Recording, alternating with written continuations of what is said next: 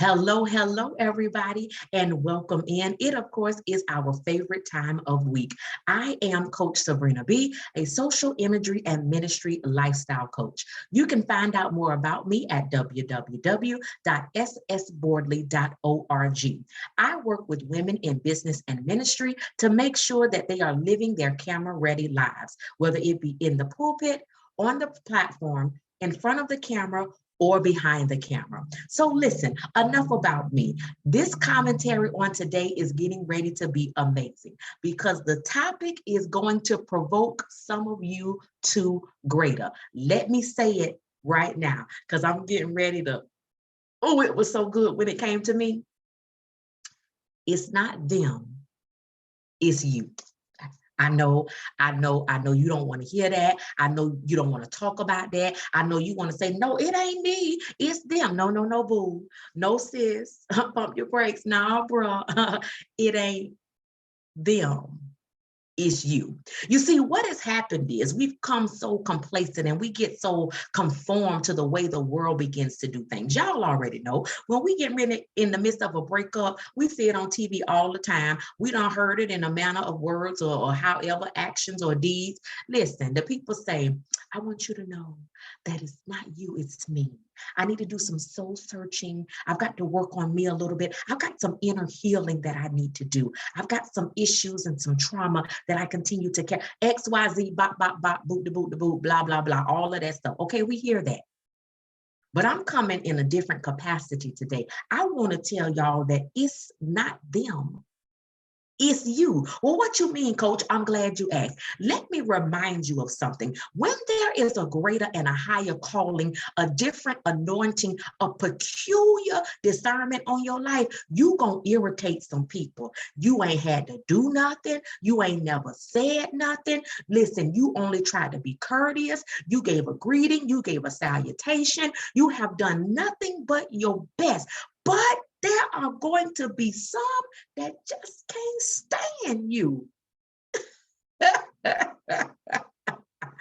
And it's not because you show characteristics of messiness. It is simply because the anointing that lies within your life, your discernment to pick up on things, your discernment to hear lies when they try to portray that the truth is being spoken, your discernment to be able to call them out in the spirit, not ever having to open up your mouth. Listen, I keep re-emphasizing that because when there is something on the inside, it makes the difference every single time. And you might be asking yourself, well, what did I do? What did I say? When did I offend you? Let me go and try to get this thing right. And the thing that happens is they can't ever tell you what you ever did. But what has happened, your very inner being has now irritated the demon who has set up house, who is laying on the sofa, who fixing lunch, dinner, breakfast, and a snack, and grabbing a cocktail when necessary. Because you have infiltrated their atmosphere, I said it, you better write it down,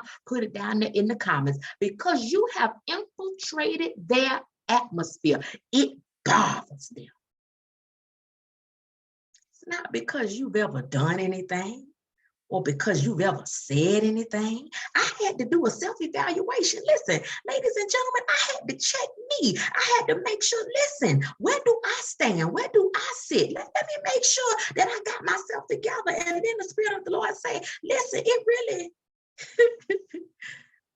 ain't nothing you did or said. It's just the glory that they see on your life.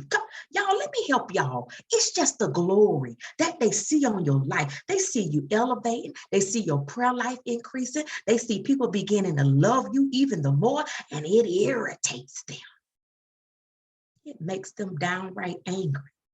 So they done went from celebrating to tolerating, when in all actuality, they were never really celebrating you anyway. They just was putting up with you.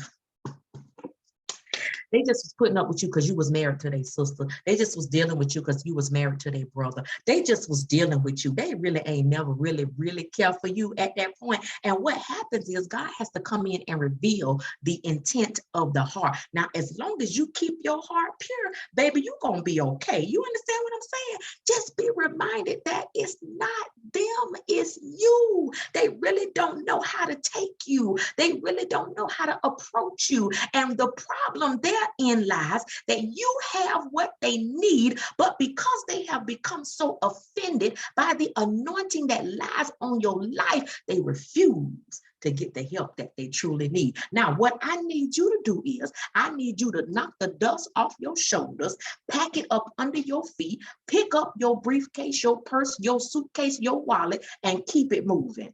You understand what I'm saying? Because I need you to be real and say, it's not them, it's me. Listen, I cannot wait to hear the commentary. Make sure that you leave those comments down below. I want to know how y'all feel about this topic of conversation today. It might stir you up and make you say, you know what? Shoot, I done did a self-examination and I found not to be in the wrong. So it must be what I have on the inside. You better pop your collar. That makes them feel the way that they do. Ladies and gentlemen, kings and queens, boys and girls, you've got to be okay with that. It's not them, it's you. Listen, I hope that I have said something that would stir you up. Go ahead and share this live. Go ahead and share this show. Go ahead and share this episode. Tell somebody else. Say, listen, we've been trying to figure it out. And Coach just hit the nail on the head. Make sure that you subscribe to this channel. Make sure that you turn on those notifications. And I hope to see you again next week. Peace and blessings.